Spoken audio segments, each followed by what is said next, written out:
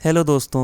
Time to recap में आपका स्वागत है। एटलांटिस का राजा बनने के 4 साल बाद आर्थर करी ने मेरा से शादी कर ली है और उनका एक बेटा है आर्थर जूनियर। वह अपनी जिंदगी जमीन और समुद्र दोनों के बीच बांटकर जी रहा है। इस बीच डेविड केन यानी ब्लैक मैंटा अब भी आर्थर से अपने पिता की मौत का बदला लेना चाहता है। वह मरीन बायोलॉजिस्ट स्टीफन शिन के साथ मिलकर एटलांटिस के आर्टिफैक्ट्स की खोज करता है। एक दिन शिन गलती से अंटार्कटिका में एक गुफा खोज लेता है जहां मैंटा को एक ब्लैक ट्राइडेंट मिलता है। ये ट्राइडेंट मैंटा को पोजेस कर लेता है और उसका क्रिएटर उसे आर्थर और एटलांटिस को डिस्ट्रॉय करने की पावर देने का वादा करता है। 5 महीने बाद मैंटा एटलांटिस के एक ऑरिकैल्कम रिजर्व में घुसकर चोरी करता है ताकि वो अपनी प्राचीन अटलांटिस मशीनों को चला सके। ये मशीनें इतनी पुरानी है कि मॉडर्न एटलांटियंस को समझ में ही नहीं आती। चोरी के दौरान एटलांटिस की आर्मी उसका पीछा करती है और लड़ाई में मेरा घायल हो जाती है। आर्थर को पता चलता है कि ऑरिकैल्कम का इस्तेमाल बहुत जहरीली गैस छोड़ता है जिसने कभी धरती का तापमान बढ़ाकर मौसम को बिगाड़ दिया था, समुद्र को एसिडिक बना दिया था और लगभग पूरी धरती पर जीवन खत्म कर दिया था। मैंटा को खोजने के लिए आर्थर अपने सौतेले भाई ऑर्म को जेल से छुड़ाता है। दोनों सनकन सिटाडेल जाते हैं और किंगफिश से मैंटा की लोकेशन पता करते हैं। यह सुराग उन्हें साउथ पैसिफिक के एक वॉल्केनिक आइलैंड पर ले जाता है जहां उन्हें मैंटा की सेना से लड़ना पड़ता है। यहाँ पौधे और जानवर ऑरिकैल्कम के असर से बदल चुके होते हैं। लड़ाई के दौरान ऑर्म उस ब्लैक ट्राइडेंट को छू लेता है और उसके इतिहास के दृश्य देखता है। उसे पता चलता है कि ये ट्राइडेंट कॉडेक्स ने बनाया था जो किंग एटलन का भाई और खोए हुए राज्य नेक्रस का रूलर था। कॉडेक्स को खून के जादू से कैद किया गया था क्योंकि उसने सिंहासन हथियाने की कोशिश की थी। ऑर्म और आर्थर समझ जाते हैं कि एटलन के वंशज का खून कॉडेक्स को आजाद कर सकता है और मैंटा ने इसी वजह से आर्थर जूनियर को किडनैप किया है। शिन की मदद से उन्हें पता चलता है कि नेक्रस और कॉडेक्स की जेल अंटार्कटिका में है। नेक्रस पहुंचकर आर्थर की मैंटा से भिड़ंत होती है और वह लगभग मारा जाता है, लेकिन मीरा आकर उसे बचा लेती है। मैंटा ब्लैक ट्राइडेंट मीरा पर फेंकता है जो अपने बेटे को सुरक्षित ले जा रही होती है, लेकिन ऑर्म बीच में पकड़ लेता है। इसके बाद कॉडेक्स की आत्मा मैंटा को छोड़कर ऑर्म में चली जाती है और वह आर्थर से लड़ते हुए उसके खून से कॉडेक्स को मुक्त कर देता है। आर्थर अपने भाई को मनाता है कि वह अपनी नफरत छोड़ दे। ऑर्म मान जाता है और दोनों मिलकर कॉडेक्स और ट्राइडेंट को डिस्ट्रॉय कर देते हैं। कॉडेक्स का जादू टूटते ही नेक्रस ढहने लगता है। मैंटा आर्थर की मदद लेने से मना करता है और खुद को गहरी दरार में गिरा देता है। आर्थर और मीरा तय करते हैं कि अटलांटिस को बताया जाएगा कि ऑर्म मर गया है, लेकिन वह सतह की दुनिया में छुपकर रहेगा। आर्थर मानता है कि समुद्री और जमीनी राज्यों का एक होना जरूरी है ताकि महासागरों और धरती को और नुकसान से बचाया जा सके। वो यूनाइटेड नेशंस में अटलांटिस के अस्तित्व का ऐलान करता है और इसे सदस्य राष्ट्र बनाने की अपनी इच्छा व्यक्त करता है।